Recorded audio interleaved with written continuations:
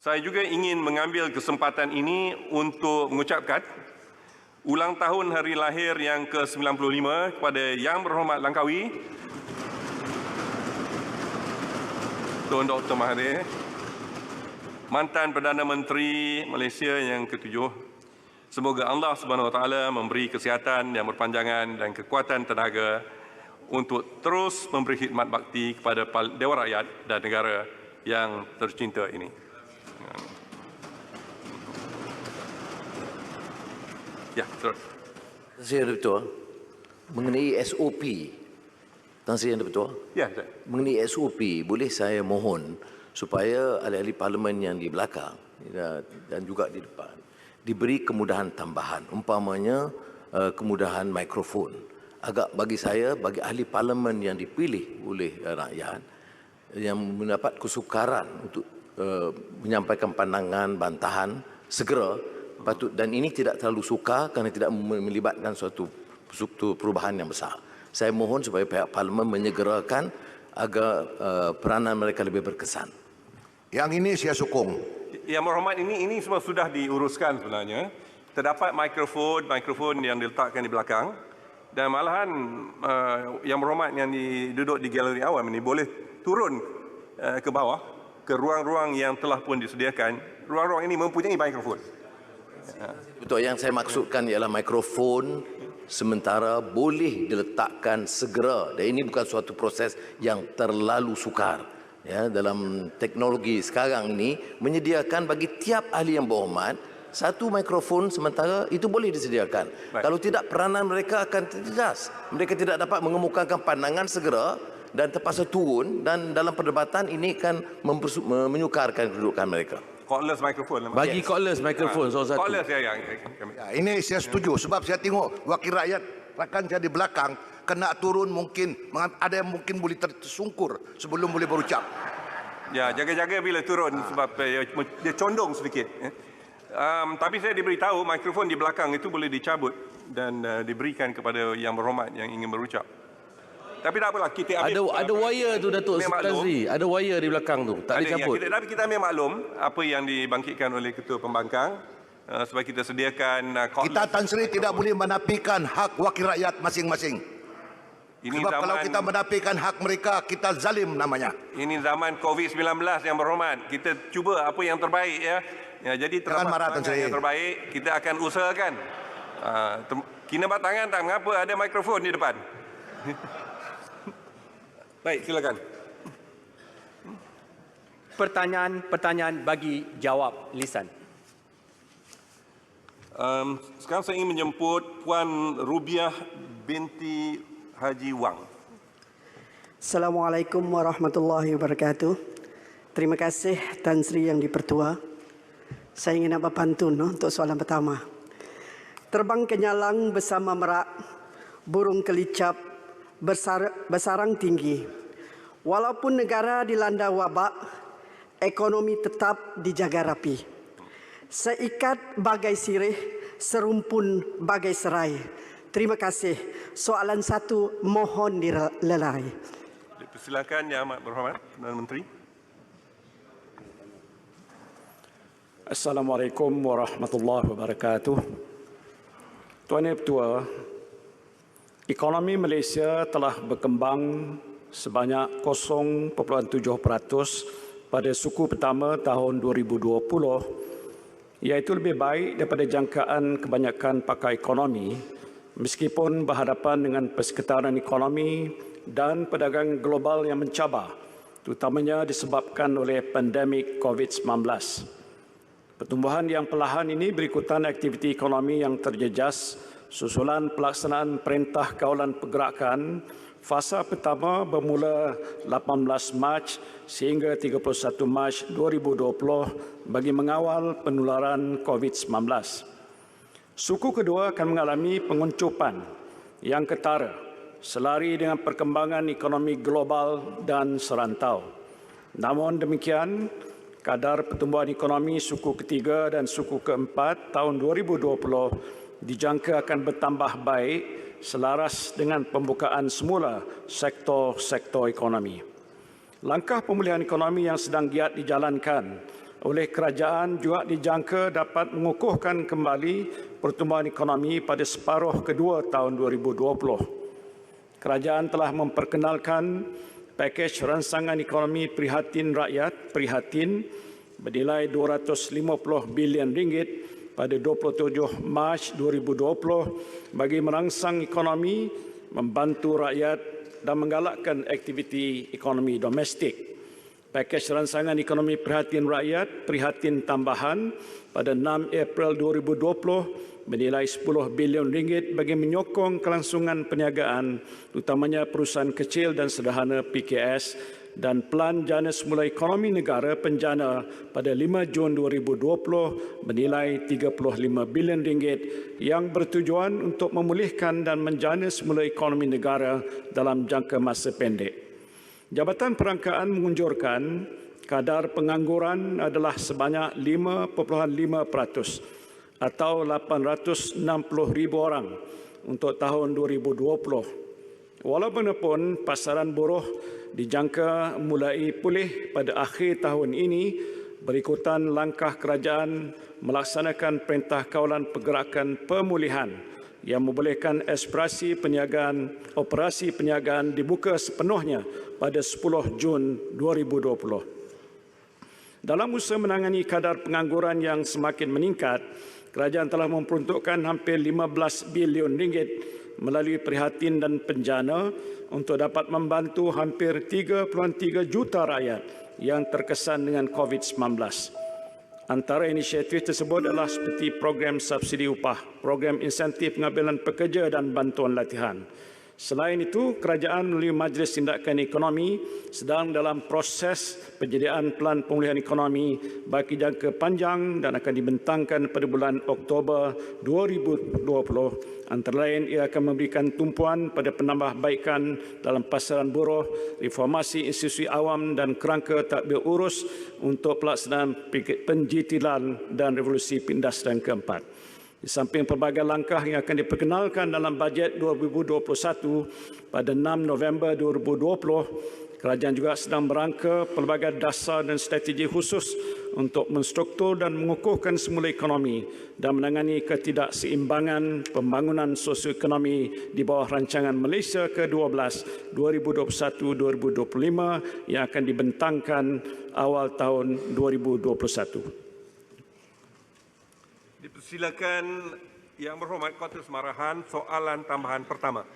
Tahniah kita ucapkan kepada Yang Amat Berhormat Perdana Menteri dan juga Kerajaan Malaysia yang dapat merangka pelan pemulihan dan juga pengukuhan ekonomi yang komprehensif. Soalan tambahan saya, bagaimanakah kerajaan dapat memastikan semua golongan yang memerlukan tidak tercicir daripada program Jana Semula Ekonomi, khususnya golongan B40 dan juga penduduk luar bandar ataupun pedalaman yang mempunyai kurang akses, terutama akses internet. Terima kasih. Soalan tambahan kedua di sebelah kanan. Dipersilakan. Belum. Oh, silakan. Maaf saya. Terima kasih Tuan Ketua. Hari ini hari luar biasa. Terima kasih kepada Yang Berhormat Kota Semarahan. Memang bagaimana yang telah pun saya sebutkan waktu kita melancarkan program Prihatin, sama ada di peringkat yang pertama ataupun seterusnya, antara perkara yang kita sebutkan ialah supaya tidak ada sesuatu pun rakyat kita yang tercicir daripada program Jana Semula Ekonomi ini, khususnya yang berada di kawasan-kawasan luar bandar, termasuklah di Kota Semarahan ataupun di tempat-tempat yang lain. Oleh sebab itulah kita telah membentuk apa yang kita panggil laksana, iaitu Unit Pelaksanaan dan Koordinasi Stimulus Ekonomi Antar Agensi. Dan unit ini bertanggungjawab untuk memantau supaya segala bentuk peruntukan yang telah pun kita senaraikan dalam pakej ransangan ini akan sampai kepada semua kelompok masyarakat. Dan saya nak sebutkan di sini ada 53 agensi kerajaan yang berkaitan di seluruh negara, termasuk Sabah dan Sarawak yang terlibat dalam program ini, dan kerajaan telah pun memperuntukkan 11 bilion ringgit kepada penerima di kalangan B40 dan M40, termasuklah di penduduk-penduduk di kawasan luar bandar. Soal internet memang ada isu. Walaupun sudah pun kita roll out program ini untuk dilaksanakan di seluruh negara dengan sejumlah peruntukan lebih daripada 20 bilion, saya berpendapat ada lagi usaha yang perlu kita lakukan, termasuklah di kawasan-kawasan luar bandar, ya, termasuk di Kota Samarahan dan lain-lain lagi. Walaupun saya dah dapat maklumat terkini, Kota Samarahan kalau ambil kira dari segi purata nasional, dia lebih baik, ya, lebih 92% berbanding dengan 84% di peringkat nasional. Apapun ada kekurangan, kita akan laksanakan dalam tempoh-tempoh yang mendatang. Terima kasih Amat Berhormat. Soalan tambahan kedua, silakan Ketua Pembangkang. Tan Sri Yang Di-Pertua, Perdana Menteri telah memberi beberapa penjelasan terkait dengan soal pemulihan ekonomi, termasuk peruntukannya agak besar. Saya ingin mendapat penjelasan Perdana Menteri. Apakah pengumuman-pengumuman yang telah dibuat sebelum ini dan selepas ini tidak memungkinkan penyertaan ahli yang berhormat membahas secara terbuka? Inilah kali pertama beberapa rancangan ekonomi yang melibatkan kos yang begitu tinggi tidak dibentangkan dalam parlimen atas alasan COVID-19, tidak mungkin dibahaskan oleh ahli yang berhormat, dan kemudian dibuat beberapa kebijakan-kebijakan ekonomi yang besar tetapi tidak membolehkan ahli yang berhormat berbahas. Saya juga ingin penjelasan daripada Yang Berhormat Perdana Menteri, mengapakah dihalang perbahasan mengenai pemulihan ekonomi dan peruntukan besar supaya rakyat dapat mendengar pembahasan, kerana tidak semua yang dikemukakan itu sampai kepada program yang dirancanakan pada peringkat awal. Saya juga ingin mendapat penjelasan dalam soal yang sama, kerana yang diumumkan oleh Perdana Menteri tadi,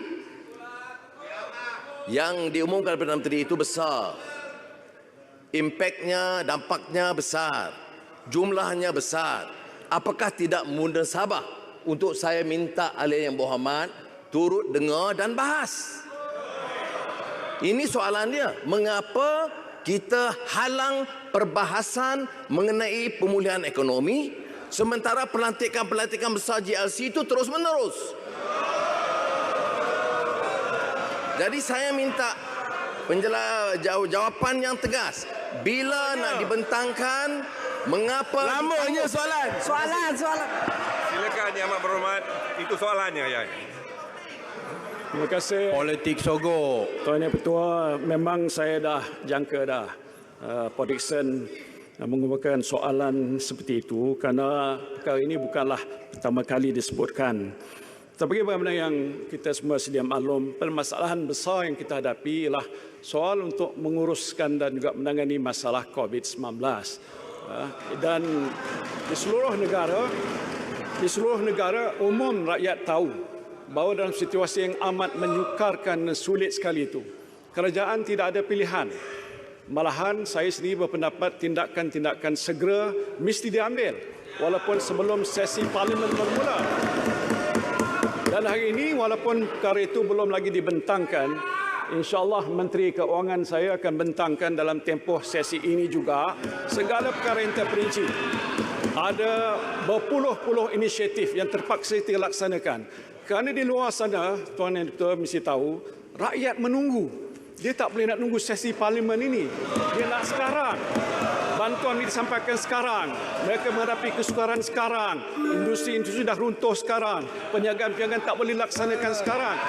Kalau nak tunggu hari Parlimen boleh bersidang. Jadi walaupun itu saya faham sebagai tugas ahli parlimen memang itu tanggungjawab. Tetapi tugas kerajaan adalah untuk menentukan rakyat mesti dibela. Di waktu mana pembelaan itu mesti dilaksanakan. Buatlah sidang tergempal. Pertanyaan tambahan. Satu lagi soalan tambahan. Soalan tambahan. Mohon soalan tambahan. Soalan tambahan. Johor Bahru. Soalan tambahan. Pontian. Terima kasih. Tan Sri Yang Di-Pertua, prihatin 1, prihatin 2, penjana jumlahnya 295 bilion dengan 45 bilion suntikan fiskal. Maka defisit kita bertambah 5.8 ke 6% Apakah langkah-langkah kerajaan untuk mengatasi defisit itu? Seterusnya, adakah kerajaan bercadang memudahkan lesen, memperbaiki prosedur, memperbaiki proses, memotong red tape supaya ekonomi boleh berkembang segera ketika COVID-19 ini? Terima kasih. Ini baru soalan.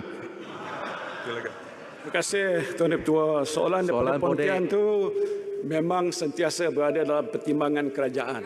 Waktu kita nak berbelanja, kita tahu ada paras siling yang dibenarkan oleh undang-undang dan juga oleh peraturan supaya tidak kita pecah bumbung dan melampaui had yang telah dibenarkan.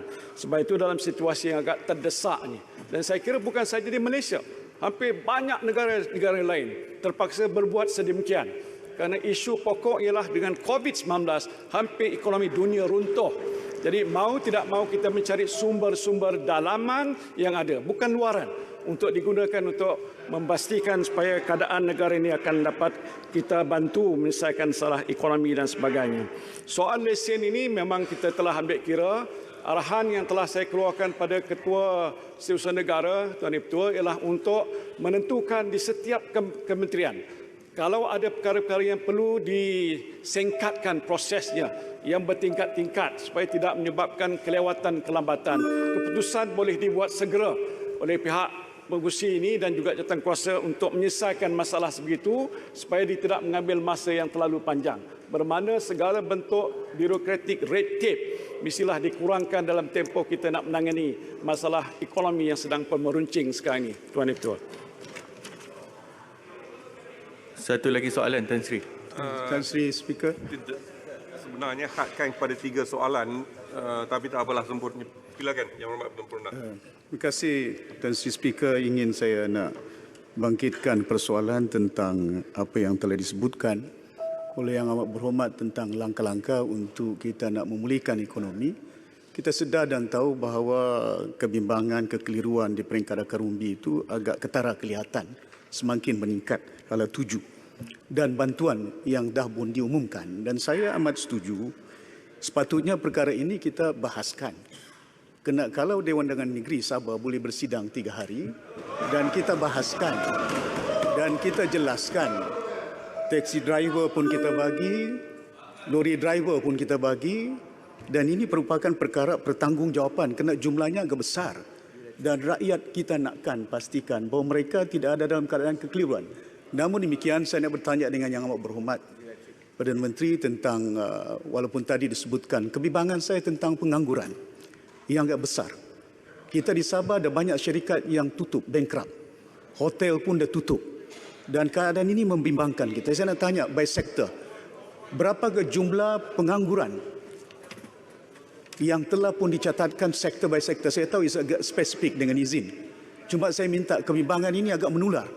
Kena ramai di antara rakyat kita yang sekarang ini dah sewa rumah pun tak mampu nak bayar. Nak belanja untuk anak-anak pun tak mampu nak bayar. Tapi kalau kita mendengar pengumuman yang telah dilakukan, mikrokredit contohnya di peringkat negeri Sabah, ada penjelasan yang dinyatakan dah sampai. Dan kita juga nak tahu di peringkat negeri, adakah usaha ini consolidated effort di peringkat kerajaan persekutuan dan juga negeri-negeri yang ada. Kena kita building a nation. Kita nak tahu kerjasama yang perlu kita lahirkan untuk membolehkan pemulihan ekonomi yang ada. Sampai tak sampai tak? Saya nak tanya tentang jumlah pengangguran yang ada di negara ini dan langkah-langkah yang 3 bilion tadi yang dinamakan stimulus package. Will you realize those people redundant, unemployed, will be able to recover their job? Terima kasih banyak. Silakan, Yang Amat. Tuan Ketua, bagaimana yang telah pun saya jelaskan dalam ucapan awal tadi, kita telah menyebutkan bahawa untuk tahun ini dengan sebab masalah COVID dan sebagainya, memang peratusan pengangguran itu meningkat. Ya, di seluruh dunia masalah besar. Di Malaysia, kadar yang diunjurkan dia lebih kurang 5%. Sekarang ini 720,000 dan saya fikir sehingga akhir tahun boleh meningkat sampai 860,000 bilangan. Ini bukan sesuatu yang menggembirakan saya dan saya fikir semua kita di sini pun tahu. Tapi persoalan yang penting, apa harus kita lakukan untuk menentukan dia tidak terus merosot. Sebab itu segala bentuk bantuan-bantuan stimulus antara lain contohnya wage subsidy, subsidi upah yang kita sediakan, ataupun moratorium kita bagi kepada syarikat yang berjumlah 100 bilion yang diperuntukkan oleh bank-bank dalam negara. Ini semua sudah memberi sedikit ruang kepada syarikat-syarikat dan juga pengusaha-pengusaha dan juga mereka yang terlibat dalam perniagaan untuk memberikan jumlah pekerjaan ataupun nak menentukan jangan ada pengangguran meningkat dan bertambah. Inilah inisiatif yang sudah pun kita mulakan dan akan kita teruskan untuk masa-masa ke hadapan. Terima kasih. Terima kasih yang amat berhormat. Sekarang saya menjemput Datuk Seri Dr. Wan Azizah Wan Ismail. Betul, soalan saya nombor 2. Silakan Yang Berhormat Menteri. Silakan. Assalamualaikum Tan Sri Yang Di-Pertua. Pada awal bulan Januari 2020, Agensi Keselamatan Cyber Negara, NAKSA, telah mengambil langkah proaktif dengan mengeluarkan peringatan kepada semua agensi kerajaan dan agensi kritikal negara supaya membuat persediaan untuk menghadapi ancaman serangan cyber yang dijangka meningkat ketika itu berdasarkan kepada trend global berikutan penurunan wabak COVID-19. Selanjutnya, semasa tempoh pelaksanaan Perintah Kawalan Pergerakan PKP, NAKSA dengan kerjasama agensi-agensi berkaitan melaksanakan pemantauan secara rapi dan secara bersepadu dan berterusan, dan NAKSA juga telah mengeluarkan 3 peringatan kepada semua pihak termasuk orang awam berhubung ancaman cyber dan tindakan yang boleh diambil untuk mengurangkan risiko ancaman cyber serta memberikan hikmat nasihat dan bantuan teknikal kepada beberapa agensi infrastruktur maklumat kritikal negara yang menghadapi insiden serangan cyber. Pada masa yang sama, Suruhanjaya Komunikasi dan Multimedia Malaysia SKMM dan Cyber Security Malaysia CSM turut menerbitkan mesej kesedaran cyber kepada pengguna internet Malaysia yang bertujuan untuk memberikan kesedaran berhubung amalan dan etika keselamatan cyber yang baik bagi tujuan menghindari serangan cyber. Berhubung persediaan dan tindakan untuk mengukuhkan keselamatan cyber negara, kerajaan telah membangun dan melaksanakan Pelan Pengurusan Krisis Cyber Negara NCCMP yang menggariskan strategi bagi mengurangkan kesan serangan cyber dan tindak balas yang perlu dilaksanakan oleh agensi-agensi kritikal negara. Selain daripada itu, pelaksanaan strategi keselamatan cyber negara MCSS dan Pelan Induk Kesedaran Keselamatan Cyber Negara PIKKS yang akan dilancarkan kelak ini juga akan meningkatkan lagi tahap kesedaran dan kesiapsiagaan negara dalam melindungi keselamatan cyber negara. Terima kasih. Terima kasih, Muhammad. Soalan tambahan pertama, silakan. Terima kasih, Yang Betul. Memandangkan keselamatan cyber ini menjadi faktor penting dalam kehidupan seharian, daripada faktor pribadi sampailah kepada keselamatan nasional. Jadi saya mohon penjelasan tentang kenyataan Majlis Keselamatan Negara pada 1 Julai 2020 tahun ini. KPI Soft Syndrome Berhad yang berpengkalan di Houston, Amerika telah diberikan peluang untuk menjalankan MySejahtera. Ya, aplikasi MySejahtera, apakah risiko pendedahan maklumat pribadi dan apakah risiko penting lagi adalah risiko keselamatan kepada pihak asing, kerana kalau kita melihat sesawangnya bahawa mereka berpengkalan yang induknya adalah di Amerika Syarikat, di Houston. Memang mempunyai branch dekat Singapura. Jadi itu yang kita nak penjelasan, dan bagaimana kita melihat bahawa dalam sesawangnya tidak ada nama yang disebut oleh MKN daripada Malaysia itu, hanya daripada Singapura. Saya mohon penjelasan. Silakan. Terima kasih Pandan.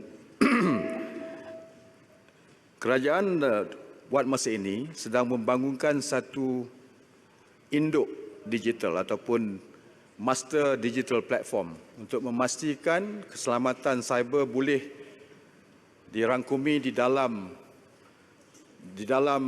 ruang itu sendiri. Di sini kita dalam peringkat pembangunan dan insya-Allah akan dilancarkan dalam masa tempoh 5 tahun di mana satu pembangunan sepadu akan diwujudkan melalui mampu dan sebagainya termasuk juga agensi-agensi keselamatan cyber. Jadinya memang betul kita terima maklumat hari ini 80% lebih kurang ada ancaman ataupun ada cyber attack. Ya, tetapi itu melibatkan saringan daripada cyber security dan kita sentiasa menyiasat kes-kes attack ini ya oleh agensi-agensi keselamatan yang lain dan mengikut undang-undang tertentu ini boleh orang kata itu diambil tindakan supaya mereka ini dihukum mengikut undang-undang yang sedia ada. Terima kasih. Yang minta maaf Yang Mak Menteri tidak menjawab. Saya nak tanya kerana apakah yang dikatakan yang diberikan MySejahtera itu. Itu yang masalahnya kerana kita ada company-company daripada Malaysia yang lokal yang sepatutnya diberikan peluang dan ini tidak diberikan peluang. Kenapa diberikan kepada syarikat di luar negara yang mempunyai risiko boleh mengancam keselamatan negara kita pada segi cyber. Ini sekarang ini adalah ancaman cyber yang melanda negara kita terutamanya masa Covid ni.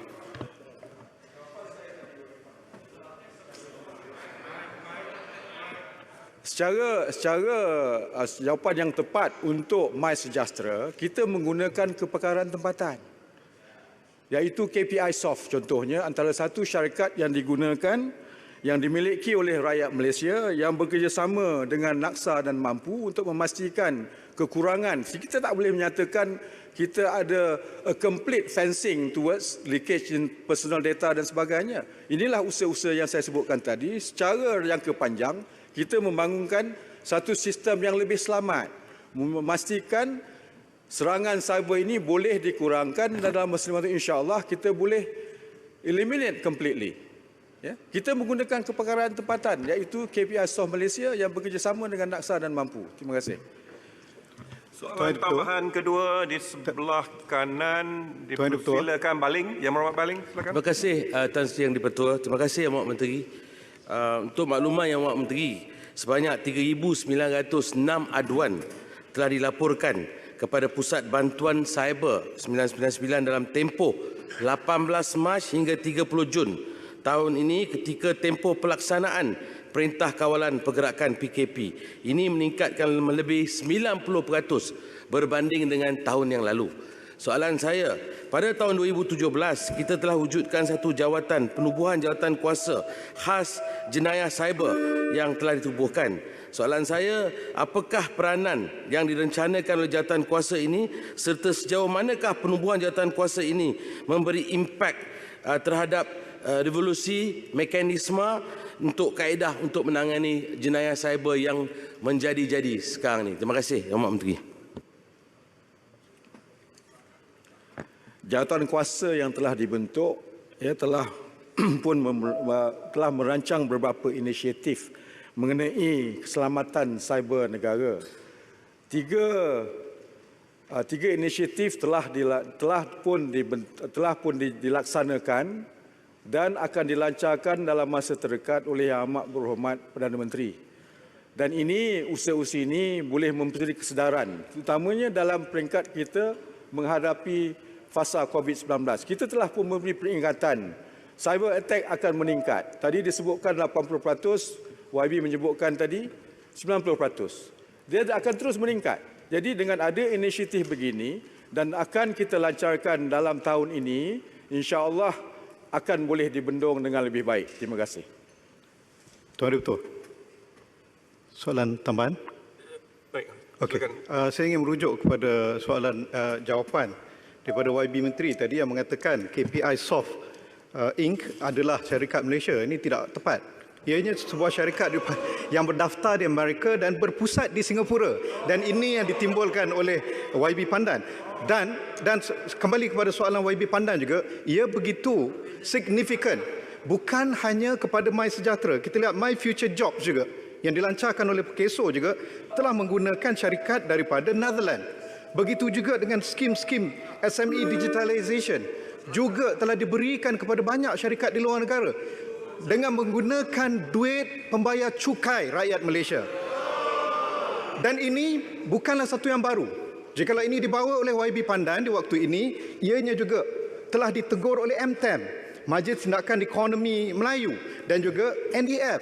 Persoalannya, di manakah Kerajaan Pakatan Perikatan Nasional yang kononnya memperjuangkan Melayu Islam, kenapa tidak diberikan kepada syarikat-syarikat Melayu Islam yang membangunkan perisian digital, dan kita mempunyai banyak syarikat tersebut. Terima kasih, Yang Dipertua. Hebat, look who is talking now. Terima kasih YB Simpang Renggam. Kita kena buka minda sikit. Kalau syarikat itu tertubuh di Amerika Syarikat, bukan bermakna dia milik Amerika Syarikat.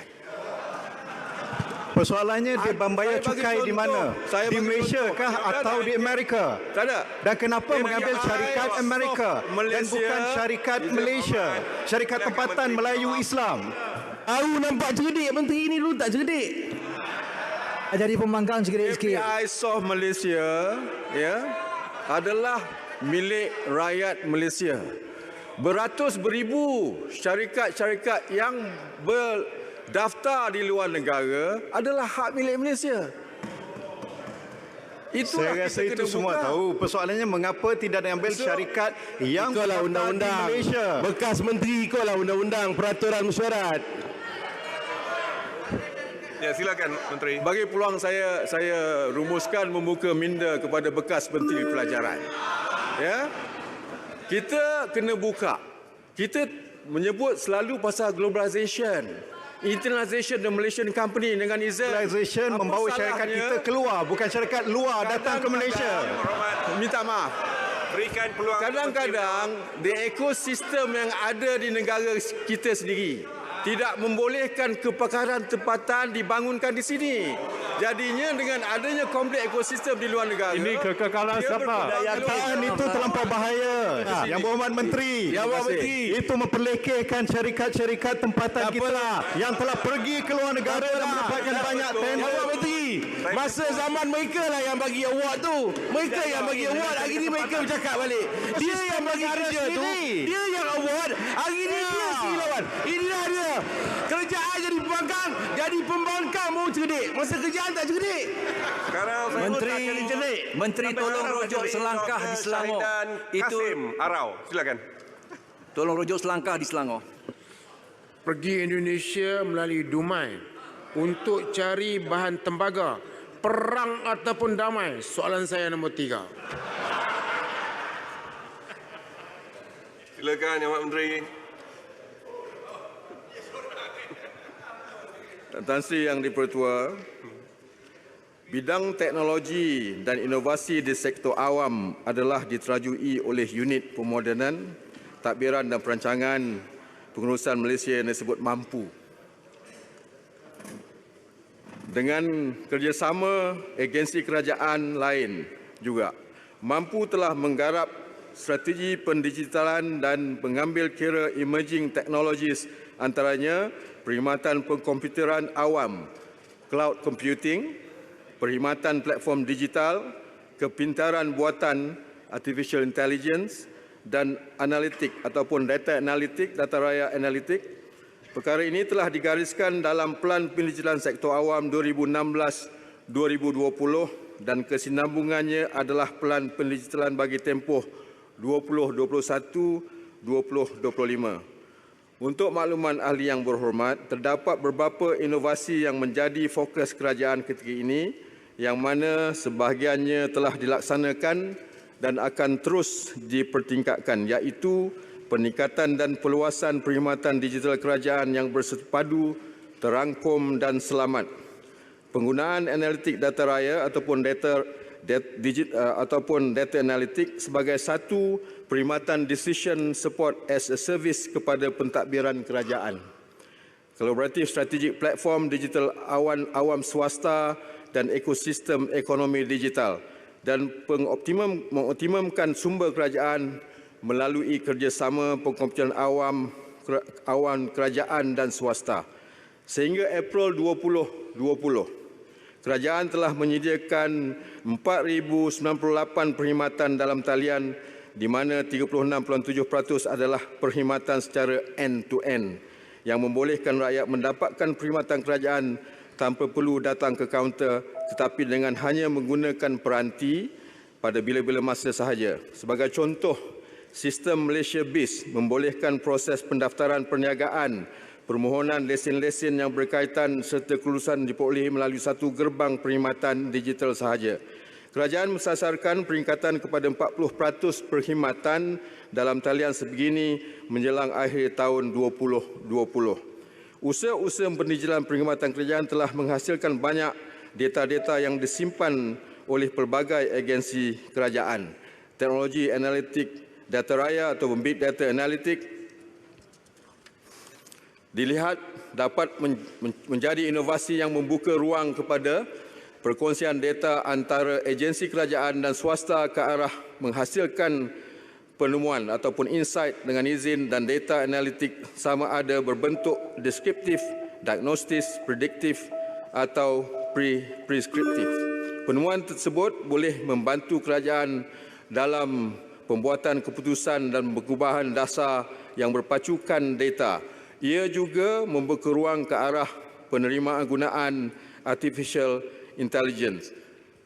Tuan dan Dipertua, mampu juga telah mempelopori pendekatan baru bagi mempelbagaikan inisiatif digital kerajaan.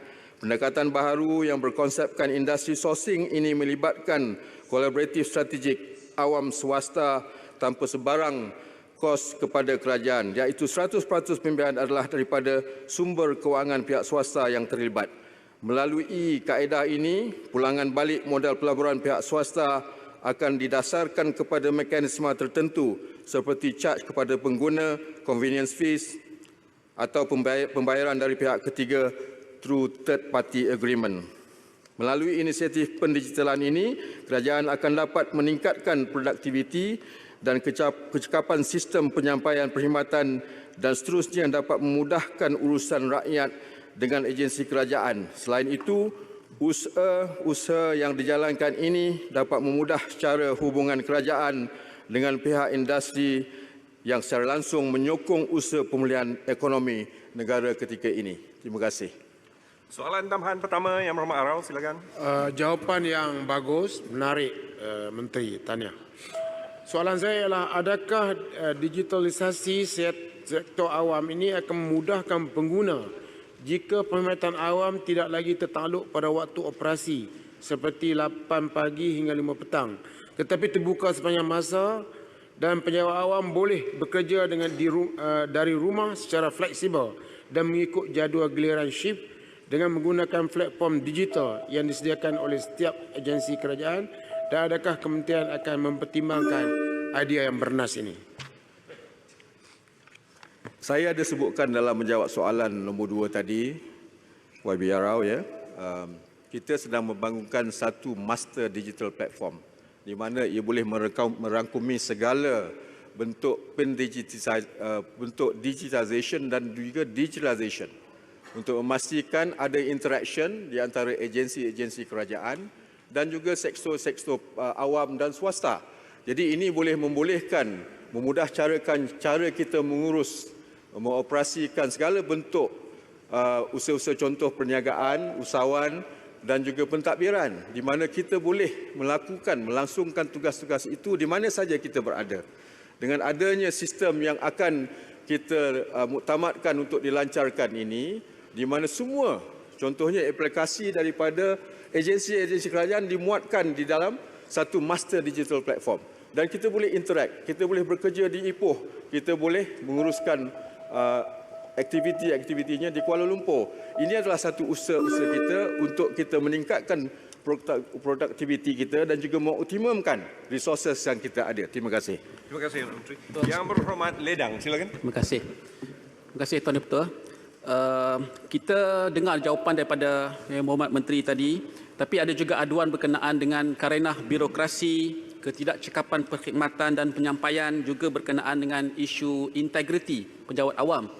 Justru soalan saya ialah, bolehkah pihak Menteri memberikan statistik kejayaan ataupun kayu ukur perbandingan penggunaan teknologi digital dalam perkhidmatan kerajaan setakat ini jika dibandingkan dengan keadaan sebelum proses digital ini? Terima kasih.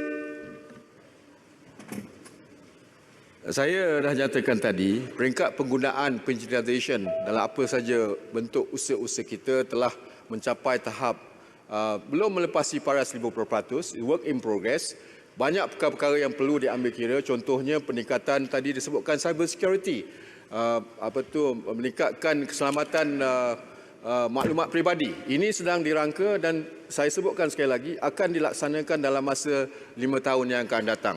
Jadinya kalau nak sebut penggunaan itu, contohnya end-to-end solution yang kita lihat hari ini masih lagi ada kelemahan. Kalau contohnya saya di Kuala Terengganu masih ada infrastruktur yang tak boleh menyampaikan maklumat untuk membenarkan saya contoh print document that have applied yang telah diluluskan. Ini boleh kita tingkatkan dan insya-Allah akan ditingkatkan dalam masa 5 tahun ini. Terima kasih. Sekarang saya menjemput Tuan Fong Kui Lan. Terima kasih Tan Sri Yang Di-Pertua. Soalan keempat. Silakan, Pak Menteri. Tan Sri Yang Di-Pertua, izinkan saya untuk mengucapkan terima kasih kepada Yang Berhormat Bukit Bintang kerana telah turut mengiringi saya sewaktu saya turun melawat dan bertemu penjaja di Bukit Bintang khususnya di Jalan Alur tempoh hari. Terima kasih juga pada soalan Yang Berhormat yang menandakan Yang Berhormat amat prihatin sekali dengan pelbagai langkah yang telah kerajaan ambil berhubung dengan usaha untuk meringankan bebanan yang ditanggung oleh rakyat akibat daripada pandemik COVID-19. Seperti mana Yang Berhormat sedia maklum, pelbagai usaha telah dilakukan di peringkat Dewan Bandaraya Kuala Lumpur, antara lain termasuklah mengecualikan 6 bulan sewa bagi para penjaja di premis di BKL, 6 bulan pengecualian bayaran kembali, penangguhan bayaran kembali bagi mereka yang membeli rumah-rumah di BKL dan juga 6 bulan penangguhan bayaran sewa bagi penjaja-penjaja yang menjaja di premis-premis di BKL. Secara keseluruhan untuk makluman Yang Berhormat, sejumlah 100 juta kos yang telah ditanggung oleh Dewan Bandaraya dan agensi-agensi di bawah kementerian di bawah usaha-usaha tersebut. Walau bagaimanapun, setakat ini Dewan Bandaraya Kuala Lumpur tidak bercadang untuk memberikan diskaun atas cukai taksiran. Namun begitu, bagi mereka-mereka yang mempunyai masalah, mereka boleh menangguhkan bayaran cukai taksiran atau mereka boleh membayar secara installment sehingga akhir Disember 2020. Terima kasih. Soalan tambahan pertama Yang Berhormat Bukit Bintang. Terima kasih Tan Sri Yang Di-Pertua. Soalan tambahan. Masyarakat wilayah Persekutuan Kuala Lumpur, terutama pemilik rumah, kedai-kedai berniaga menerima kesan teruk dari terhentinya kegiatan ekonomi dan bisnes akibat pandemik COVID-19. Mereka berasa TPK patutlah juga menimpangkan mereka mengecualikan taksiran oleh kerana apa yang dikatakan oleh Yang Berhormat Menteri, kecualian sewa telah diberi kepada PPR dan juga rumah awam dan juga penjaja 6 bulan. Mengapakah pengecualian yang sama tidak boleh diberi kepada masyarakat khususnya warga kota kita yang membayar cukai taksiran ini? Minta penjelasan, walaupun kata tidak akan ditimbang, tapi saya harap satu taksiran diskaun yang harus diberi kepada warga kota Kuala Lumpur ini. Terima kasih. Terima kasih Yang Berhormat. Untuk makluman Yang Berhormat, cukai taksiran itu adalah dilaksanakan mengikut Akta Kerajaan Tempatan dan tidak ada provision dalam Akta Kerajaan Tempatan untuk memberikan diskaun. Walau bagaimanapun, Seksyen 162 Akta Kerajaan Tempatan membolehkan premis-premis ataupun tuan milik premis yang premis mereka gagal untuk disewakan, mereka boleh membuat permohonan pengecualian di bawah Seksyen 162 Akta Kerajaan Tempatan dan itu boleh dipertimbangkan. Begitu juga di bawah Seksyen 134 dan 135 Akta Kerajaan Tempatan, bagi pengecualian boleh diberikan bagi premis-premis yang bermaksud ataupun digunakan untuk kemudahan-kemudahan awam, rekreasi dan sosial. Jadi bagi perkara-perkara yang spesifik di bawah kerajaan atau di bawah Akta Kerajaan Tempatan, DBKL akan mempertimbangkannya. Tetapi memberikan diskaun secara across the board, tidak ada provision yang sedemikian dalam akta yang saya maksudkan. Soalan tambahan kedua di sebelah kanan. Sini. Kalau ada. Sini. Tambahan. Sebelah kanan dulu. Tidak ada. Sebelah kiri, silakan. Yang Terima kasih, berhormat. Datuk Yang di-Pertua. Ya. Saya sebulan lalu saya telah tulis surat kepada Yang Berhormat Menteri tapi tidak dijawab. Saya minta temu janji nak bincang macam mana nak memulihkan ekonomi di Kuala Lumpur. Jadi soalan saya, adakah kementerian atau pihak DBKL sanggup memberi microfinancing kepada para penjaja di Kuala Lumpur? Microfinancing tanpa interest. Terima kasih. Terima kasih Yang Berhormat. Surat Yang Berhormat memang diterima dan saya telah pun memberikan satu tarikh untuk Yang Berhormat datang ke pejabat saya, tapi saya minta maaf kerana tarikh itu telah bertembung dengan satu mesyuarat yang penting dan saya telah memaklumkan kepada pejabat saya untuk memberikan satu tarikh yang baru untuk Yang Berhormat datang bertemu dengan saya. Terima kasih. Berhubung dengan pemberian mikrokredit, Kementerian bekerjasama dengan pelbagai kementerian yang lain. Satu mesyuarat telah diadakan dengan Kementerian Belia dan Sukan, Kementerian Pertanian dan juga beberapa kementerian lain untuk membolehkan program bantuan mikrokredit yang sedia ada di dalam sistem yang dilaksanakan oleh pelbagai kementerian, termasuk yang akan dilaksanakan oleh kementerian sendiri melalui yayasan, akan dilaksanakan Yang Berhormat. InsyaAllah itu akan kita laksanakan. Terima kasih atas cadangan Yang Berhormat. Soalan tambahan belakang, Speaker. Siapa? Silakan. Ini masalahnya terlalu jauh, ada blind spot ya. Ya silakan. Terima kasih Yang Berhormat Tuan Speaker dan Yang Berhormat Menteri. Setiausaha ingin bertanya pandangan daripada pihak kementerian sama ada bersetuju untuk mempertimbangkan pengecualian cukai taksiran untuk golongan mahasiswa. Dasar ini dilaksanakan misalnya di England yang mana mereka yang belajar di sana dan status sebagai full time student tidak perlu bayar council tax dengan izin. Dan kita tengok siswa-siswa kita yang belajar di banyak IPTA dan IPTS, mereka menyewa di luar dan mereka terpaksa menanggung beban sebab COVID dengan masalah yuran dan sebagainya. Kalau dapat dipertimbangkan dari sudut diskaun cukai pintu, sudah tentu akan meringankan beban mereka. Jadi adakah pihak kementerian bersedia mempertimbangkan perkara tersebut? Terima kasih Yang Berhormat. Sepanjang yang saya tahu, council tax adalah berbeza dengan cukai taksiran yang kita laksanakan. Walau bagaimanapun, kalau ada mahasiswa memiliki bangunan, ya saya rasa biasanya kalau dia student, dia tidak adalah memiliki bangunan. Tak, kalau penyewa pun. Dia penyewa. Sewaan, cukai tidak dikenakan kepada penyewa Yang Berhormat. Cukai dikenakan kepada tuan milik bangunan. Walau bagaimanapun, saya akan cuba teliti pandangan Yang Berhormat. Terima kasih. Terima kasih Yang Berhormat Menteri. Sekarang saya menjemput Tuan Nik Muhammad Abduh bin Nik Abdul Aziz. Silakan. Terima kasih Tuan Yang di-Pertua. Soalan saya nombor 5. Tuan Yang di-Pertua,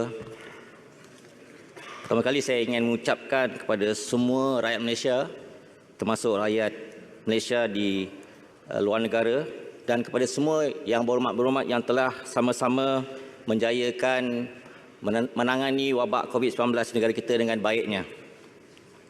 Tuan Yang Bertua, untuk menjawab soalan lisan Yang Berhormat Bacok, Kerajaan Malaysia telah mengambil pendekatan whole of government approach dalam menangani penularan COVID-19 di mana setiap kementerian mempunyai peranan masing-masing termasuk hubungan kolaborasi dengan negara-negara asing dan agensi-agensi pertubuhan antarabangsa.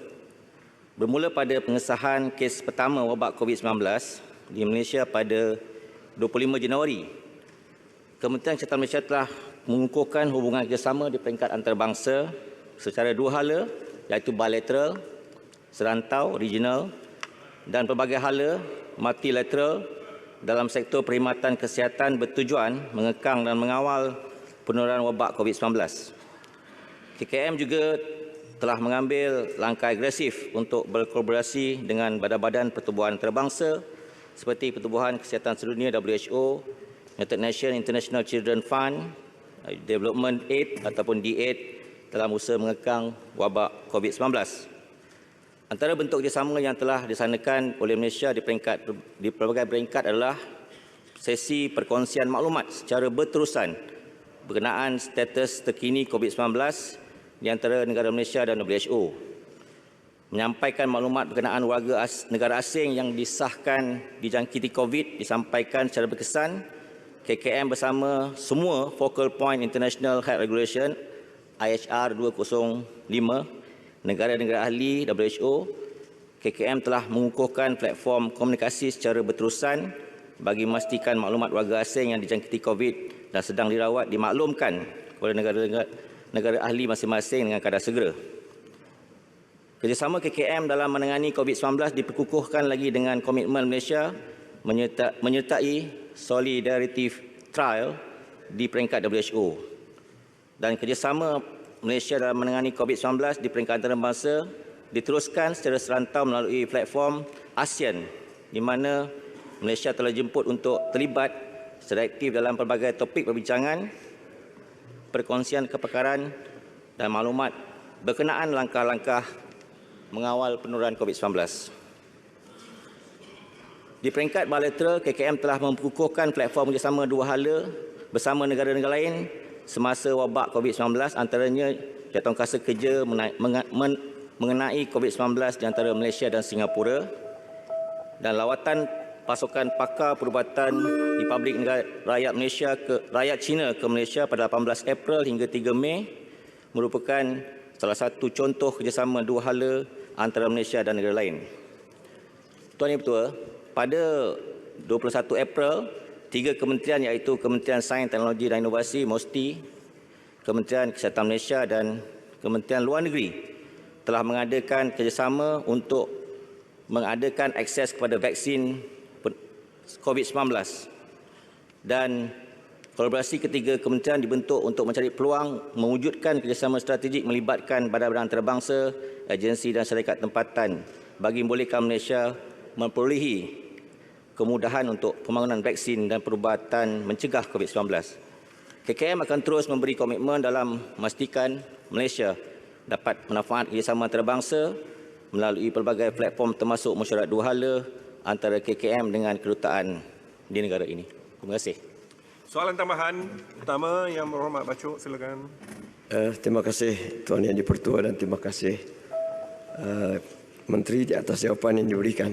Pertama sekali saya ingin merakamkan ucapan tahniah kepada Kementerian Kesihatan Malaysia dan seluruh petugas barisan hadapan kerana berjaya memimpin negara kita menghadapi penularan pandemik global COVID-19 dengan cemerlang. Semoga Allah Ta'ala memberkati perjuangan kita, lalu kita berjaya keluar dengan jaya insya-Allah. Perhatian saya adalah berkait dengan pembangunan kesihatan mental yang turut menjadi isu global dalam sektor perkhidmatan kesihatan pasca penularan gelombang kedua COVID-19. Kita sedar bagaimana tindakan seluruh negara mengekang pergerakan rakyat sepanjang memerangi COVID-19 ini telah menyebabkan tekanan mental dan tekanan hidup yang tinggi yang boleh menjadi bencana kedua yang lebih bahaya. Soalan saya, sejauh manakah isu ini dibangkitkan dan diberi perhatian dalam kerjasama global maupun serantau yang melibatkan penglibatan khusus oleh Malaysia, dan apakah fokus utama yang diberikan dalam mengenangi isu ini? Terima kasih. Silakan Pak Menteri.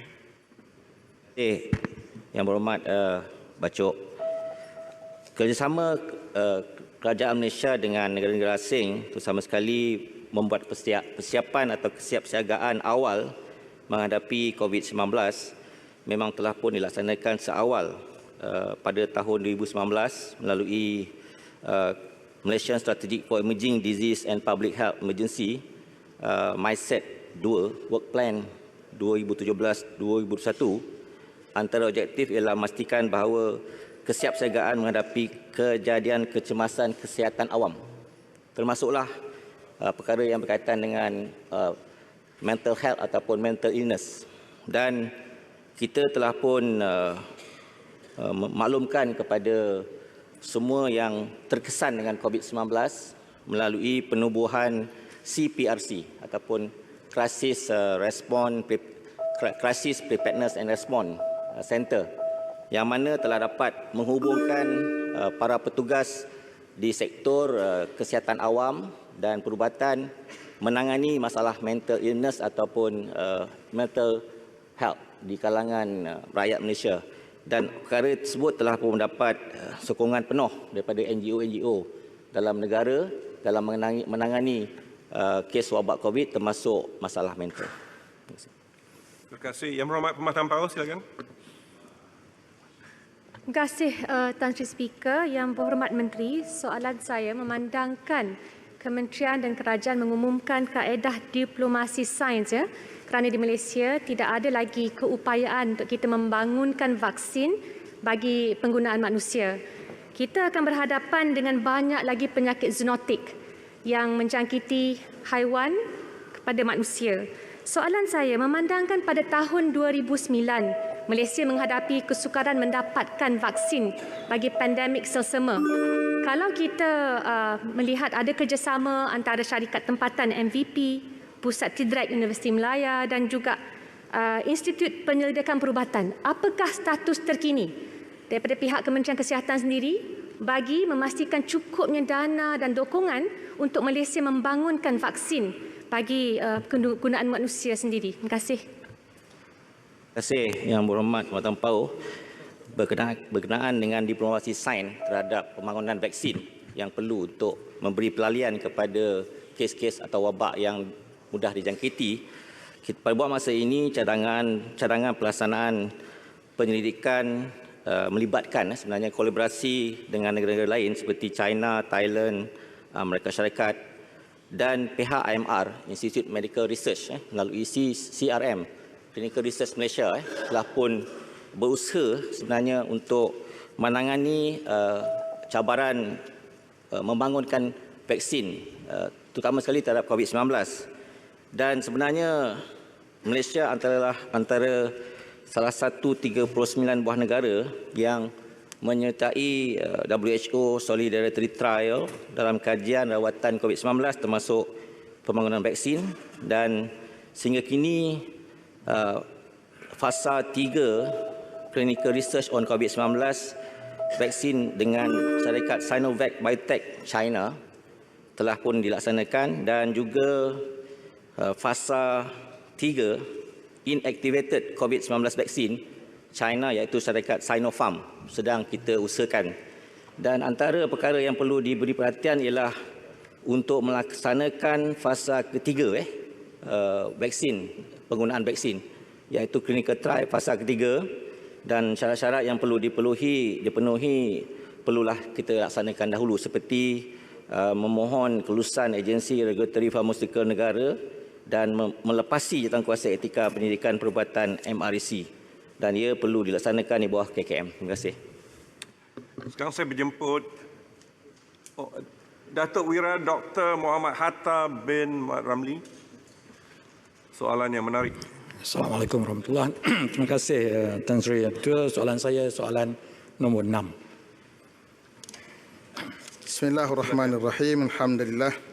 Wassalatu wassalamu ala Rasulillah. Tuan Yang Dipertua, izinkan saya menjawab soalan ini sekali dengan soalan oleh Yang Berhormat Kemaman pada 16 Julai 2020 dan juga Yang Berhormat Pokok Sena pada 13 Ogos 2020 mengenai pelan strategi dan tumpuan bagi membangunkan industri buruh serta prospek masa depan industri ini.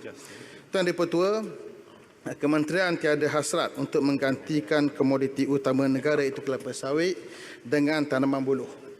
Apa yang dilakukan ialah oleh Kementerian ialah memperkasakan lagi industri sawit dengan kajian teknologi terkini sawit, memperluaskan pasaran luar negara, mempelbagaikan produk nilai tambah makanan berasaskan sawit di peringkat antarabangsa, dan juga apa yang kita buat ialah untuk menambah satu lagi meneroka peluang menjadikan buruh sebagai satu komoditi masa depan di samping pelbagai lagi produk komoditi yang lain. Bagi membangunkan industri buruh, Kementerian telah menyenaraikan buruh sebagai salah satu tanaman hutan yang perlu dikomersialkan menerusi pembangunan program pembangunan ladang hutan bersama dengan 8 lagi spesies hutan yang lain yang telah diluluskan pada tahun 2005 lagi dengan peruntukan sebanyak 1.045 bilion, tetapi untuk buruh disenaraikan pada tahun 2014 dengan saiz minimum 20 hektar dan juga bermula tahun 2020 dengan saiz minimum diturunkan pada 4 hektar. Dan baki terkini peruntukan untuk program perdagangan ladang hutan ini ialah 85 juta lagi, dan kementerian saya sedang dalam proses mengubah skim pinjaman mudah yang berbentuk konvensional sebelum ini kepada pembiayaan berasaskan Islam atau patuh syariah.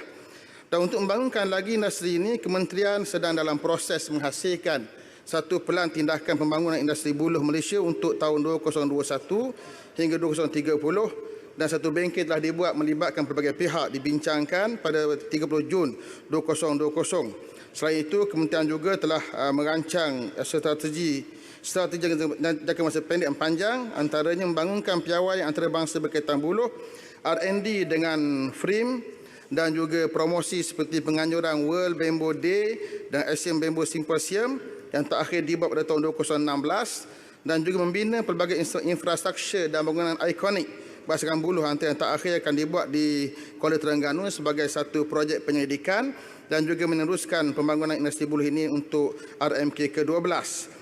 Dan juga kita melihat peluang daripada buruh ini untuk menghasilkan papan lapis, perabot, makanan, fabrik, kraft tangan, kutleri, pembinaan, ekopelancongan dan juga bahan bakar seperti pembuatan arang dan pelet. Semua adalah satu peluang yang mesti diteroka oleh rakyat Malaysia dalam industri ini. Terima kasih.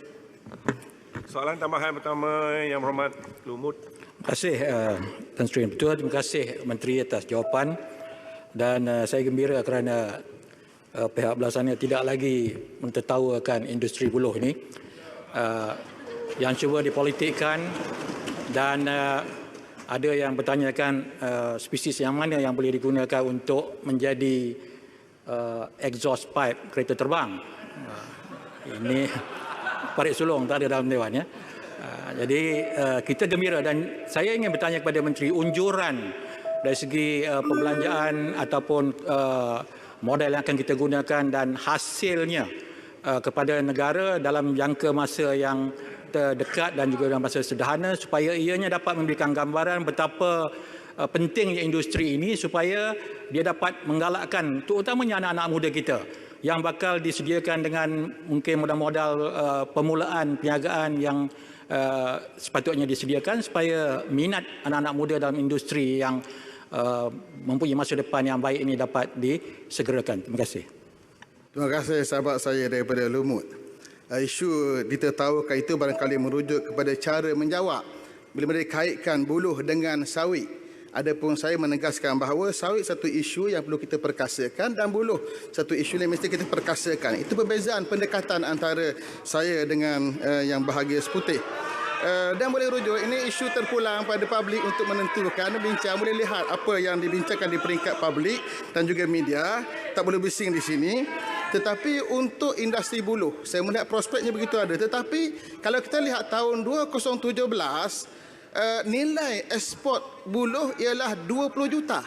Malangnya tahun 2018 dan 2019 menurun kepada 9 juta dan lebih menurun lagi pada tahun 2018. Maka saya melihat ini kegagalan pada waktu yang lalu.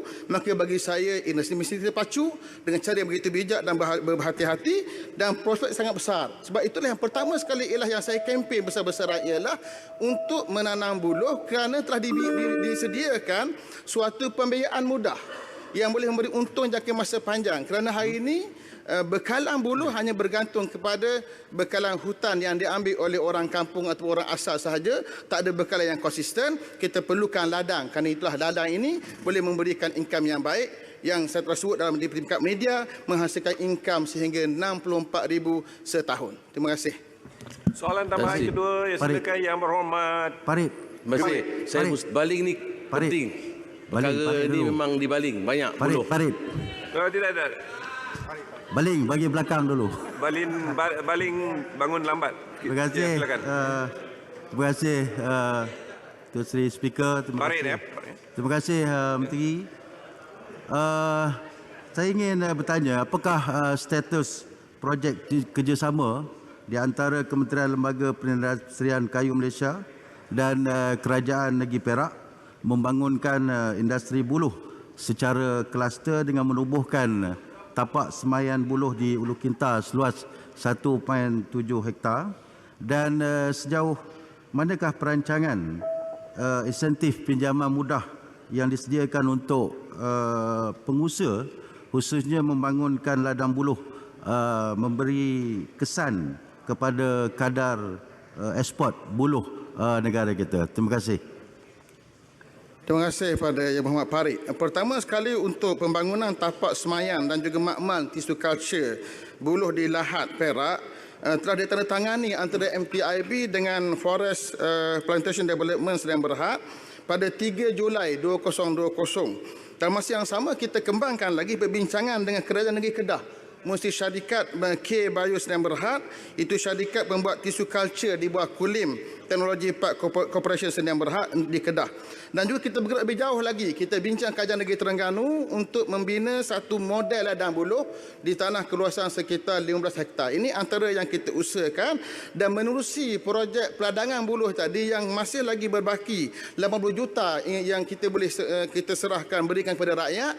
Cuma isunya ialah kesedaran untuk memohon kerana melibatkan status tanah. Setakat ini belum ada lagi syarikat yang diberi kelulusan untuk pembiayaan ini kerana melibatkan status tanah, dan saya mengharapkan ramai yang tampil untuk memohon peruntukan ini. Dan lagi penting ialah kita telah menukar daripada conventional method kepada sistem pembiayaan patuh syariah. Terima kasih.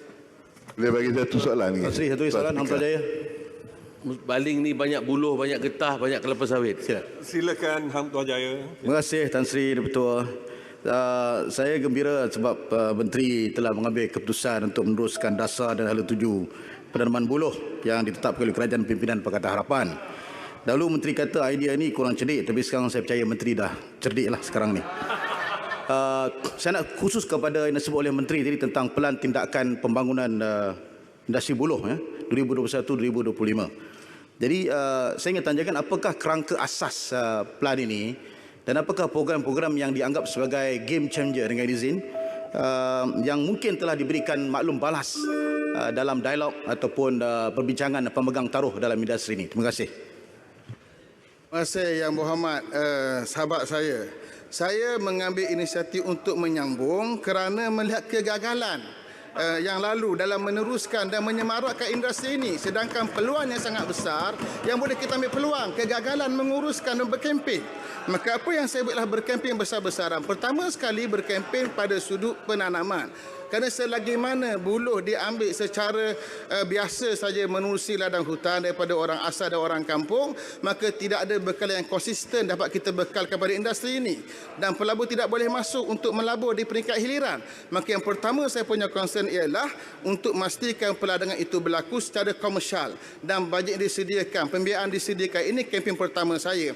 Adapun untuk kita pergi lebih jauh lagi ialah jangan kita melihat buluh hanya pada buluh semata-mata, tapi daripada apa yang boleh kita hasilkan, papan lapis dan sebagainya, dan arang dan sebagainya daripada produk hiliran daripada buluh. Ini yang mesti kita buat. Maka kelemahan yang lalu saya akan baiki dan kita akan sempurnakan untuk kebaikan rakyat, kerana ia boleh memberi pendapatan yang baik untuk rakyat Malaysia, insya-Allah. Terima kasih kepada saudara. Seterusnya saya menjemput Tuan Haji Wan Hassan bin Muhammad Ramli. Terima kasih Tan Sri Ketua. Assalamualaikum. Soalan yang ketujuh. Bismillahirrahmanirrahim. Assalamualaikum warahmatullahi wabarakatuh. Terima kasih Ahli Yang Berhormat Dungun atas soalan berkenaan dengan nuklear. Nuklear Malaysia menawarkan khidmat teknologi nuklear dalam pelbagai sektor ekonomi dalam usaha meningkatkan kemahiran teknikal berteraskan sains dan teknologi nuklear kepada rakyat yang terkesan akibat pandemik COVID-19 dan juga dalam proses pemulihan ekonomi. Nuklear Malaysia menawarkan 3 program utama. iaitu satu, konsultasi dan kerjasama R&D dan juga commercialization dan inovasi. Kedua, khidmat kepakaran teknikal. Dan yang ketiga, latihan. Bidang kepakaran nuklear Malaysia merangkumi pelbagai sektor terutamanya dalam sektor industri, pertanian dan perubatan. Sebagai contoh dalam bidang pertanian, mungkin kita tak kaitkan dengan teknologi nuklear, tetapi nuklear Malaysia telah memperkenalkan dua varieti padi yang baru dikenali dengan nama NMR 151 dan NMR 152 yang mempunyai tahap toleran yang tinggi terhadap penyakit serta keadaan cuaca yang tidak menentu, di samping mampu mengeluarkan hasil yang tinggi. Kalau biasanya 4 tan 1 hektar, tetapi padi nuklear ini dapat menghasilkan 9 tan 1 hektar. Dan kita sedang bincang dengan pihak Kementerian Pertanian untuk padi ini diklasifikasikan sebagai padi sah. Nuklear Malaysia sedia berkongsi kepakaran yang dimiliki dalam penghasilan benih baru, tanaman dan kaedah pengurusan pertanian yang cekap ataupun precision agriculture dengan golongan petani dan peladang. Untuk sektor perubatan pula, nuklear Malaysia mempunyai kepakaran menghasilkan radioisotop samarium-153 untuk tujuan penjagaan paliatif bagi pesakit kanser tulang dan iodine-131 untuk rawatan kanser tiroid sebagai contoh untuk diaplikasikan dalam sektor perubatan. Bagi sektor industri pula, Logi Altron dan Sinagama di nuklear Malaysia telah menyediakan perkhidmatan penyinaran bagi peralatan perubatan, produk farmasi makanan, jadi contohnya catheter, medical gloves, dapat kita buat irradiation supaya menepati standard ekspor, dan juga herba dan rempah, buah-buahan, kosmetik, silicon wafer dan kabel taut silang. Gamma Greenhouse pula menyediakan khidmat penyinaran tumbuhan dan bahan culture tissue untuk tujuan pembiakbakaan pertumbuhan yang boleh dimanfaatkan oleh sektor pertanian juga. Selain perkhidmatan kepada industri, nuklear Malaysia juga menawarkan program latihan untuk aplikasi sains dan teknologi nuklear dalam pelbagai bidang. Bidang-bidang antaranya termasuk bidang perubatan, industri, pembuatan, pengurusan alam sekitar. Sebagai contoh, setiap pekerja sinaran perlu dilatih di nuklear Malaysia. Kita juga latih radiation protection officer di mana-mana industri yang ada kesan radiation. Kita melaksanakan penilaian tanpa musnah terutamanya dalam sektor kipalan dan sehingga kini sebanyak 50,988 peserta telah dilatih oleh nuklear Malaysia. Nuklear Malaysia juga merupakan penyedia latihan dalam bidang sains dan teknologi nuklear yang berdaftar di bawah HRDF sejak tahun 1996. Silakan soalan tamar pertama, Dungun.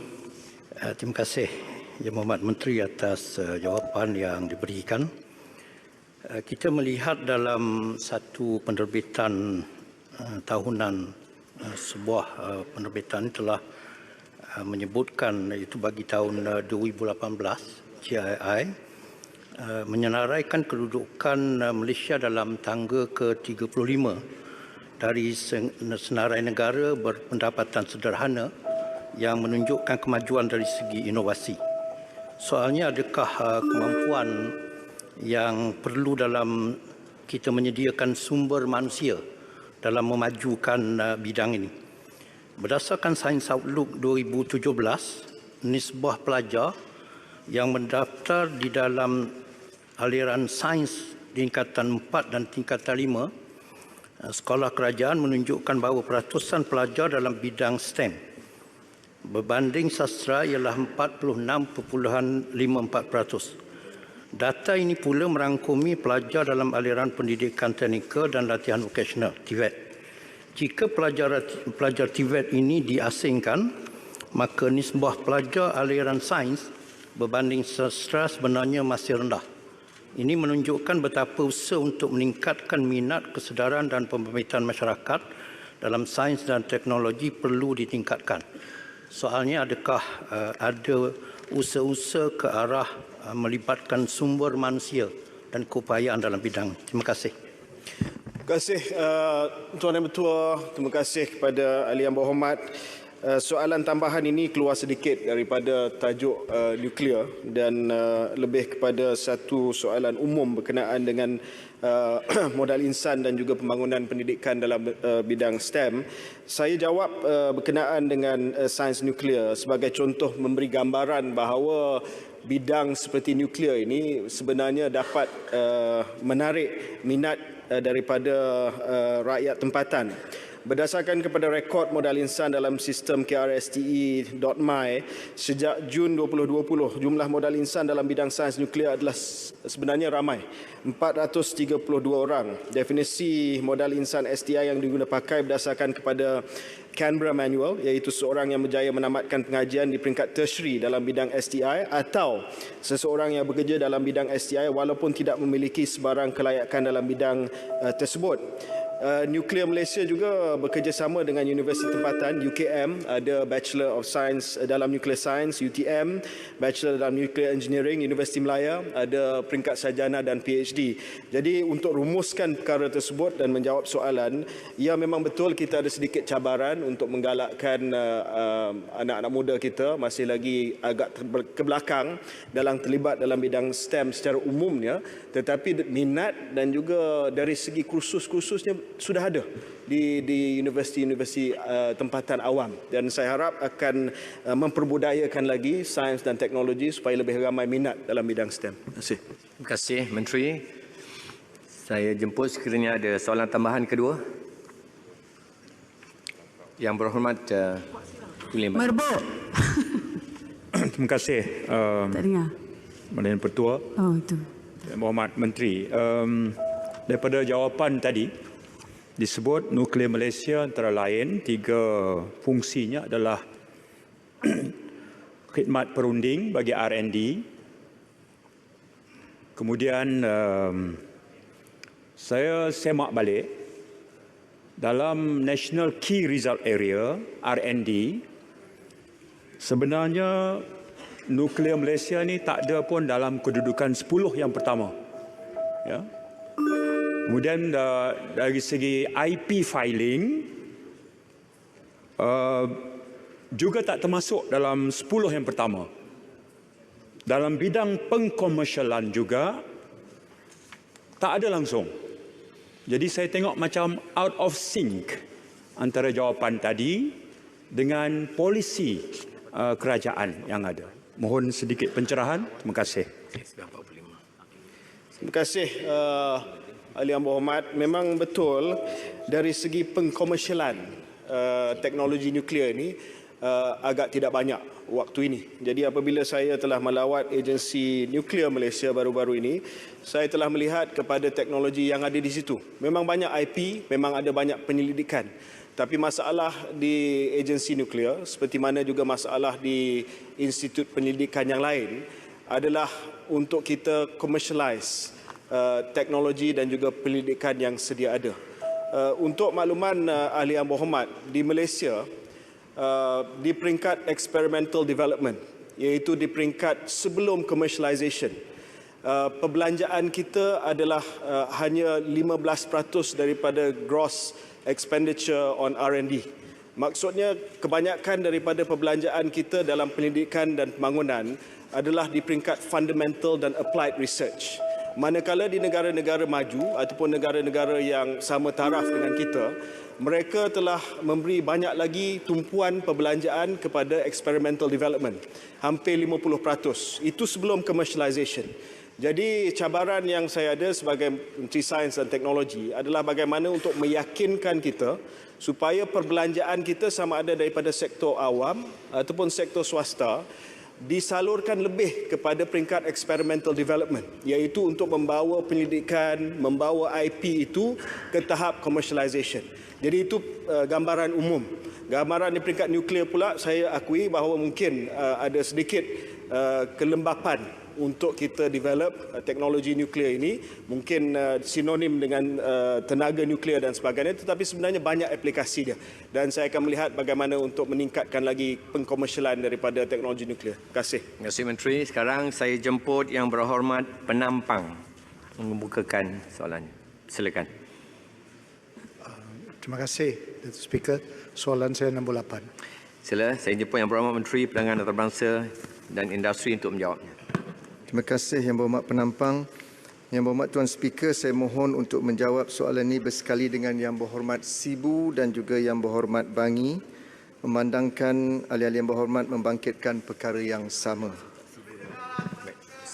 Tuan Yang di-Pertua, bagi pertanyaan berhubung status persidangan APEC 2020, ketidaktentuan akibat penularan COVID-19 telah memberikan impak yang besar kepada perancangan Malaysia sebagai penganjur mesyuarat-mesyuarat APEC sepanjang tahun 2020. Walau bagaimanapun, Malaysia terus tekad melaksanakan tanggungjawab dan amanah sebagai pengerusi APEC bagi tahun ini.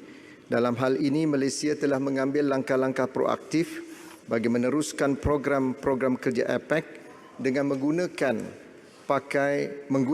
format persidangan secara maya atau digital di peringkat kumpulan kerja dan pegawai-pegawai kanan APEC. Malaysia telah berjaya menerajui rundingan di kalangan anggota ekonomi APEC serta memuktamadkan kenyataan Menteri-Menteri Perdagangan APEC mengenai COVID-19 secara maya sepenuhnya. Kenyataan ini telah dikeluarkan pada 5 Mei 2020 yang membuktikan keupayaan Malaysia dalam menjayakan keberhasilan APEC secara maya.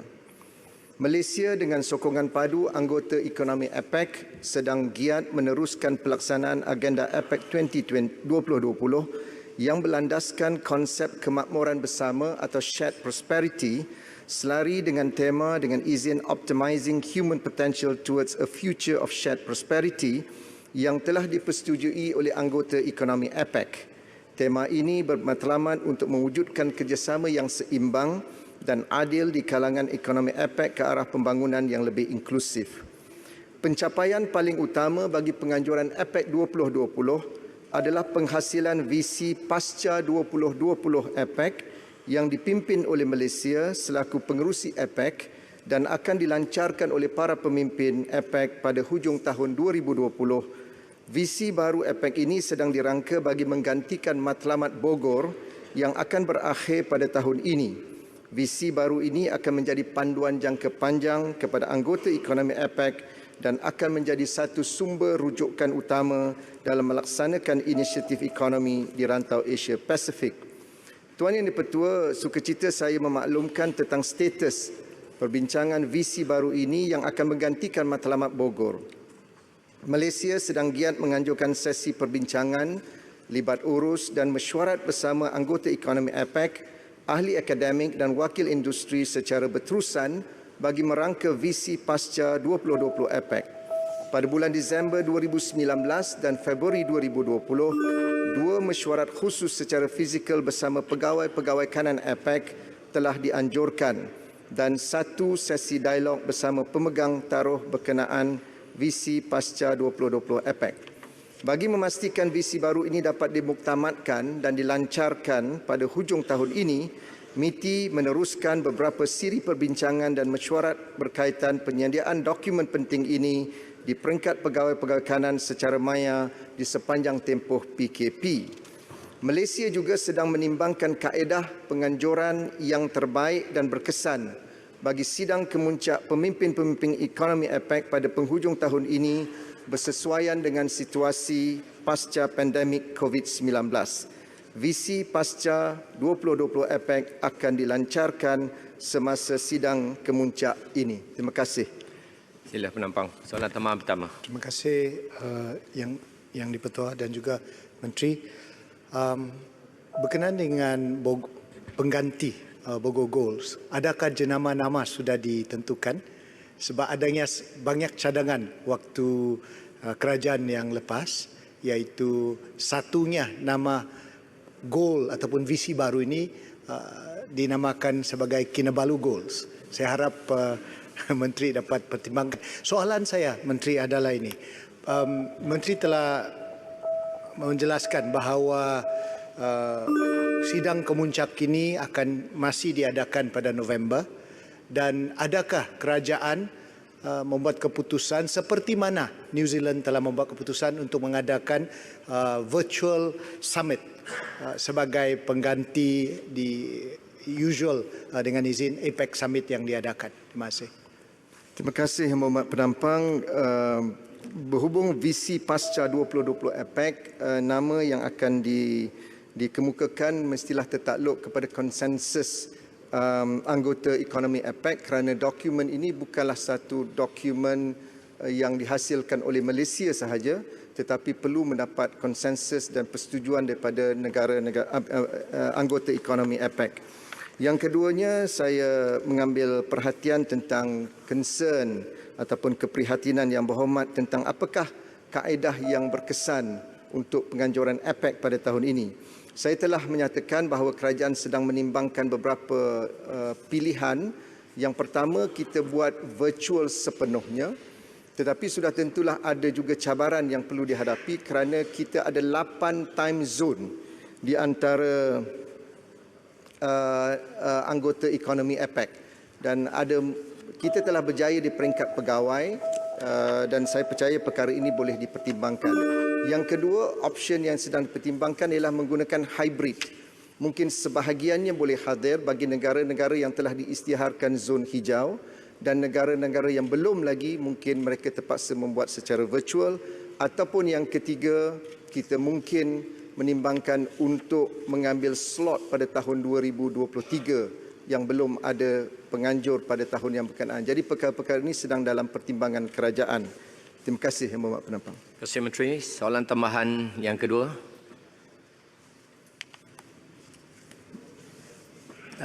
Masa masih ada lagi, saya jemput Yang Berhormat Serian untuk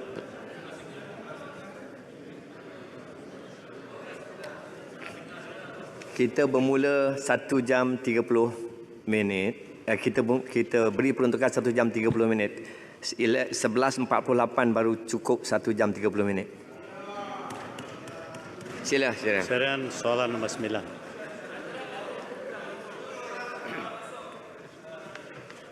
Baik, kalau dah merasakan cukup, baik. Ahli-ahli berhormat, pertanyaan jawab lisan akan ditamatkan sekarang. Sila, setiausaha. Aturan urusan mesyuarat dan usul-usul. Usul Yang Berhormat Menteri Dalam Negeri.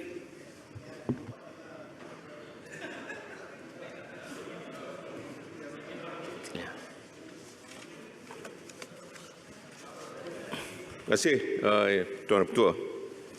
Saya ingin mencadangkan bahawa majlis ini memerintahkan Ketua Polis Negara menjaga supaya selama penggal Dewan Rakyat yang ada sekarang, jalan-jalan melalui lorong-lorong menuju ke Dewan ini hendaklah sentiasa terbuka dan boleh dilalui, dan jangan ada apa-apa halangan menghalang ahli-ahli hendak pergi dan balik dari Dewan ini. Jangan berlaku apa-apa kacau bilau di jalan-jalan menuju ke Dewan ini, dan supaya jangan ada huru-hara di bangunan Dewan ini dan berhampiran dengan bangunan ini. Dan Setiausaha Dewan Rakyat hendaklah menyampaikan perintah ini kepada Ketua Polis Negara yang tersebut itu. Terima kasih, Tuan Ketua. Yang Berhormat Tuan Yang Di-Pertua, saya menyokong usul ini. Terima kasih. Ahli Yang Berhormat, masalahnya usul oleh Yang Berhormat Menteri Dalam Negeri yang telah dibacakan tadi hendaklah disetujukan. Ahli Yang Berhormat yang bersetuju kata bersetuju. Ahli yang tidak bersetuju kata tidak. Lebih suara yang bersetuju, usul disetujukan. Yang Amat Berhormat Perdana Menteri akan mencadangkan usul di bawah perkara 57(2)C Perlembagaan Persekutuan bagi mengambil ketetapan untuk Tuan Yang Di-Pertua Yang Berhormat Tan Sri Datuk Muhammad Arif bin Muhammad Yusof mengosongkan jawatannya atas alasan terdapat pencalonan lain bagi jawatan Tuan Yang Di-Pertua. Silakan. Tuan Yang Pertua, saya ingin mencadangkan bahawa Dewan Rakyat ini mengambil ketetapan untuk Tuan Yang Di-Pertua Yang Berhormat Tan Sri Datuk Muhammad Arif bin Muhammad Yusof mengosongkan jawatannya atas alasan terdapat pencalonan lain bagi jawatan Tuan Yang Di-Pertua. Sila. Tuan Yang Di-Pertua, saya menyokong. Terima kasih, Gombak. Ahli yang berhormat, masalahnya sekarang ini ialah usul yang amat berhormat Perdana Menteri ini terbuka untuk dibahas. Saya jemput, saya beri tempoh masa 10 minit. Setiap saya berikan 2 dari sebelah sini dan 2 daripada sebelah ni. Tuan Ketua, ini soal yang penting bagi ahli parlimen. Saya cadangkan Yang Dipertua atau timbalan Yang Dipertua jangan mengambil keputusan yang terlalu pantas dan kopoh untuk menghalang ahli parlimen dari berbahas. Ini soal besar, bukan soal teknikal. Dengar dan saya percaya Yang Amat Berhormat Perdana Menteri boleh mendengar dan menjawab, dan sebelum ahli-ahli parlimen memutuskan dengan mengundi. Jadi tak ada sebab mengapa kita nak hadkan kepada 2 orang dan dengan hadkan masa yang terbatas, kerana isu ini isu besar bagi negara. Pertama kali berlaku dalam sejarah. Baik. Ada siapa sebelah sini ingin berbahas? Datuk Speaker, kita nak minta Yang Dipertua, jawab dulu sebelum saya bahas. Saya tanya, jawab dulu sebelum saya bahas. Apakah boleh dengan persetujuan Yang Amat Berhormat Perdana Menteri? Buat je ruling. Bagi sedikit kelonggaran ahli parlimen bahas, ahli parlimen di belah Perikatan Nasional jawab atau bahas, kemudian mengundi. Ya. Itu pernyataan saya. Baik, saya terima untuk saya buka masa untuk berbahas sekarang ini. Sebab tu saya jemput Yang Berhormat untuk berbahas. Buat ruling dulu. Ruling. Boleh buat ruling. 5 minit, 10 minit, setengah jam. Tak betul. Dari segi masa dan jumlah. Saya bagi peluang tadi, beri peluang 10 minit untuk berikan perbahasan. Ini isu yang besar. Tak pernah berlaku. Betul. Memang apa salah Tan Sri Speaker? Baik. Apa salah Tan Sri Speaker yang nak dia ditukar? Apa alasannya? Baik. Takkan sekadar kerana ada calon yang lain. Saya benarkan Ketua Pembangkang tempoh masa 10 minit. You see your point. Berapa pembahas? Berapa pembahas Tuan Ketua? Tuan Dipertua, tadi saya minta Yang Amat Berhormat Perdana Menteri bagi ruang parlimen, beri ruang kepada ahli parlimen bahas. Saya nak tanya, apakah keputusan membolehkan ahli-ahli parlimen bahas dalam isu yang penting belum pernah berlaku dalam sejarah? Speaker buat bagilah ruang. Itu ruling daripada keputusan, ruling daripada Speaker, bukan Perdana Menteri. Terima kasih. Kalau jahat ke anak. Baik. Saya dah beri peluang untuk berbahas dan sekarang bagi peluang untuk ahli-ahli berhormat yang lain. Saya jemput Yang Berhormat Pasir Putih. Sila. Tak boleh macam ni. Betul. Yang Berhormat. Keputusan saya muktamad. Saya beri ruang untuk berbahas. I give you 10 minutes. Ya. Sila. Sila. Ya. Speaker. Ketua Pembangkang perlu diberi peluang dulu. Contoh. Yang Dipertua. Peraturan. Baik. Yang Berhormat tak boleh Ketua Pembangkang. Tak, saya beli 2 orang. Sila. Baik, teruskan. terima kasih. Yang Berhormat Perdana Menteri pun ada. Dengar, kita tengok prestasi speaker yang ada dan prestasi timbalan Dipertua yang ada. Jawab pun tak boleh. Kita tanya soalan, depan Perdana Menteri minta keputusan, dia bagi orang lain bahas. Baik, saya akan teruskan. Dulu siapa lantik speaker tu? Baik. Tuan Speaker. Saya lantik. Bukan masa bahas. Tuan Speaker. Point of order. Point of order. Ya. Tuan Speaker, point of order Tuan Speaker. Tuan Speaker, saya merujuk kepada aturan mesyuarat nombor 3, nombor 4, khususnya nombor 4/1 dan juga kepada usul yang telah pun dibentangkan oleh Perdana Menteri.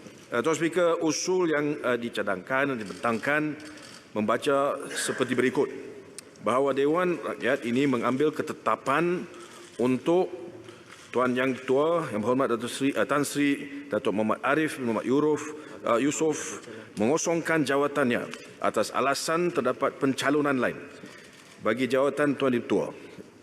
Tuan Dipertua, kita lihat kepada usul yang telah pun dibentangkan, alasan yang diberikan yang membolehkan usul ini dicadangkan adalah terdapat pencalonan yang lain.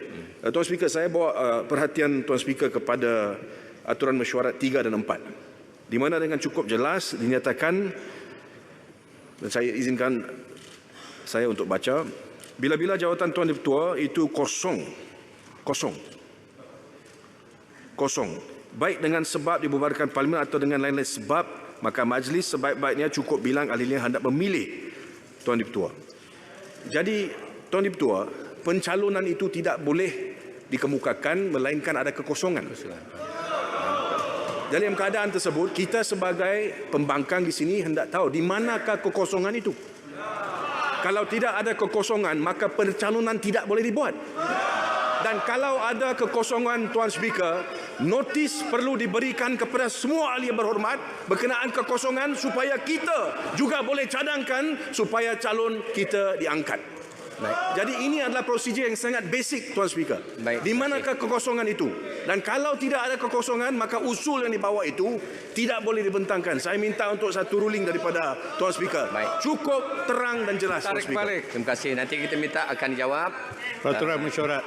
Nah, sila. Yang berhormat Tuan Yang Di-Pertua, terima kasih kepada Pucung. Buat luring. Speaker patut jawab. Speaker yang bukan menteri. Yang berhormat. Speaker kena bagi panduan, penjelasan.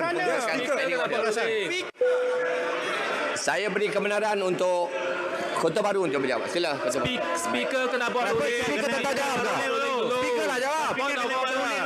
Apa ni?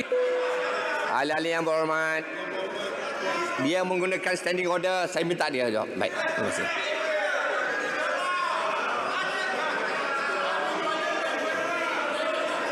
Tak.